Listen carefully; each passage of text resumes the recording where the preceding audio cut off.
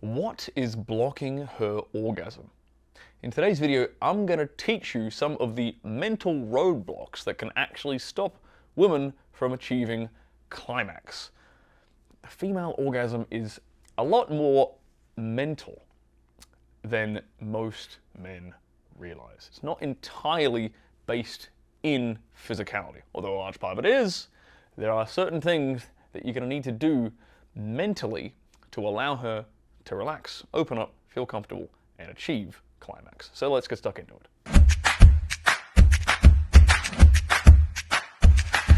My name is Stirling Cooper. I'm a former high-class male companion. I'm also an award-winning adult film star, and this is my YouTube channel. Welcome. So it's your job as the man, as her partner, to make her feel comfortable enough, make her feel relaxed enough for her to achieve orgasm. A woman cannot achieve orgasm if she's the opposite of that, basically. If she's uncomfortable, tense, anxious, distrusting. These things are the antithesis to the mental state she needs in order to achieve climax and orgasm. Now, more importantly, you can think of it as you have to distract her conscious mind enough for her to achieve orgasm and climax. Now, this is basically what we're going to be talking about in today's video. So, how do you help her to relax and be comfortable and be trusting of you enough for her to achieve climax? Well, sometimes this is done through physically relaxing her. Sometimes, a large part of foreplay with a lot of couples is a nice massage, or a relaxing bath, or warming up her body, not being, in a freezing cold room, being in a nice comfortable room in a nice comfortable setting. Sometimes that's enough to help a woman relax enough to achieve an orgasm. This is also why, certain substances sometimes can help women to orgasm, like having a drink here or there, or being a bit more relaxed through weed.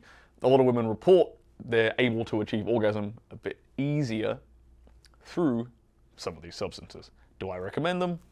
No, because personally, at least, I would prefer my partner to be completely and totally sober every time we're interacting sexually, for various reasons.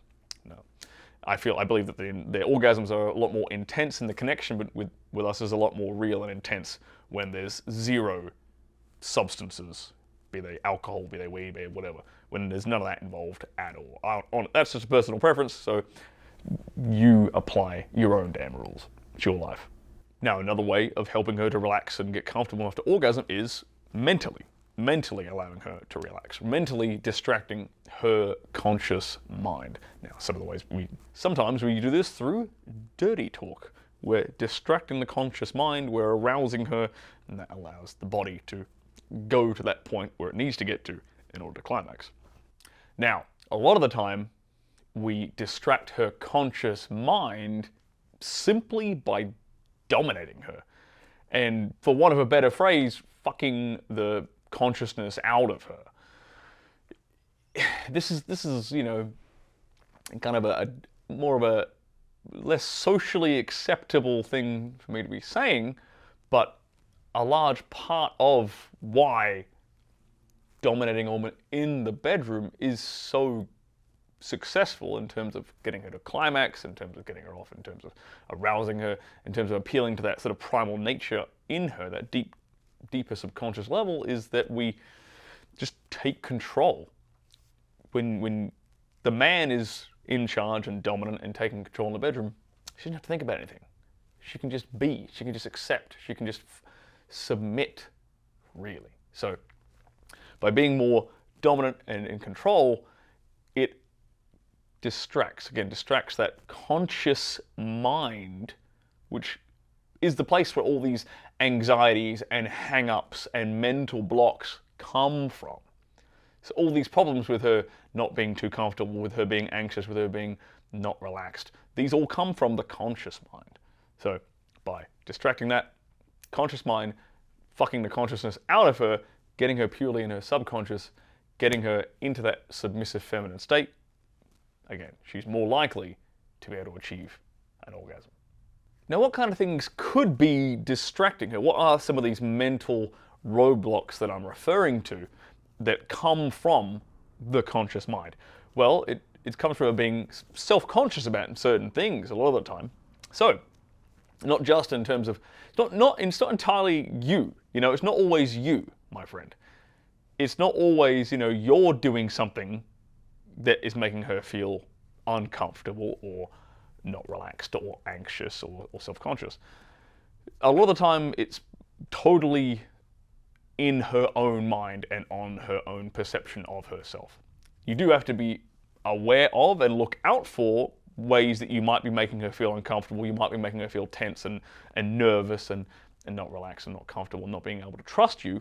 So obviously be aware of that and look out for that and try to avoid that if you want to, eliminate any of these mental roadblocks. However, I'm going to go over some, mental roadblocks that she might be putting on herself, which you, as her partner, can then help her forget, ignore, get over, help her alleviate these self-conscious mental habits. So let's get stuck into some of these. She might be self-conscious about how she sounds in the bedroom, especially during climax or when approaching climax, because a lot of women are very loud and vocal when they climax, and some women, again, this could come from hang-ups when she was going through puberty, when she was developing, like when she had her first climaxes, could come from parental things, could come from religious shame, wherever. We're not really that concerned about exactly where these sort of hang-ups come from. We're more concerned with,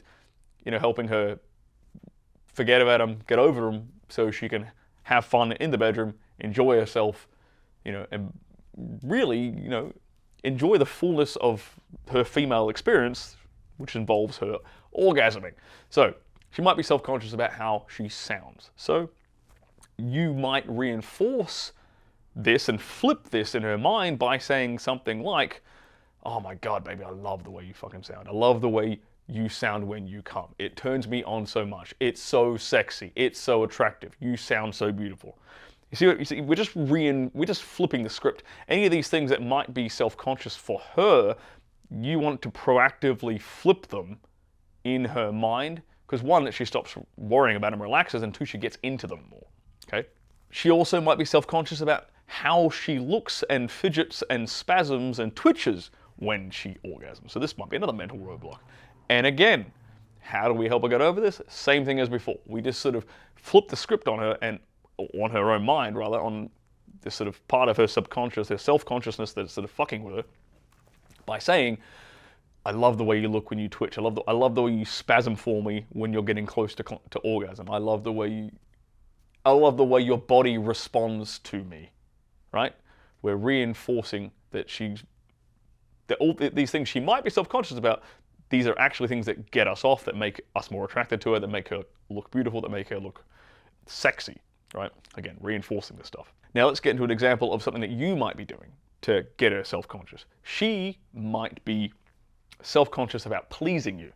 So how might this come about? Well, you might be putting too much pressure on her to orgasm. This idea of sort of needing that outcome, you as a guy, if you need her to orgasm, and you put a lot of pressure on her to orgasm by asking things like, "Did you come yet?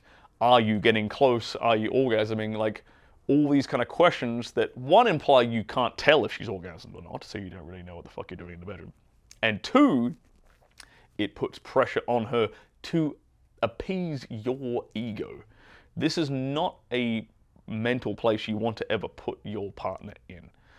You want to alleviate that stress and that pressure off her to allow her to actually climax and actually orgasm and actually enjoy that experience. So don't go putting her in her own head. That is really, screwing yourself over in the long term. And as I kind of touched on before, she might be feeling some degree of self-conscious shame. This can come from a religious upbringing, it can come from parents, it can come from whatever. Some kind of negative association with sex or negative association with enjoying sex and the orgasm. So that is a bit of a longer process, like unplugging her from that and unlearning that sort of subconscious response.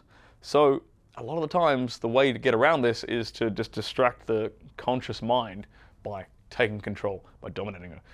But if she has, you know, the whereabouts to access her conscious mind during sex and rationalize thoughts and feel that shame in the context of a longer-term relationship, it's your kind of job to sort of help her overcome these mental hang-ups so that she can actually enjoy sex with you and actually get to a place where the two of you can really explore her sexuality. And when you do this to a woman, when you help her kind of overcome that and help her embrace her sexuality like that, she's going to become obsessed with you. She's like, you're the guy who freed up her sexuality. You, like I said before, you shoot to the top of her sexual totem pole a lot of the times because you've alleviated the shame around sex for her, you know.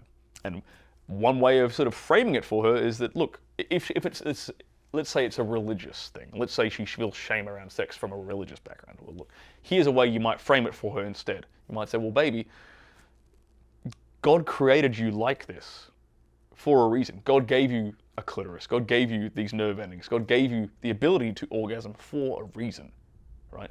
It's so you can enjoy the fullness of the experience He created for you.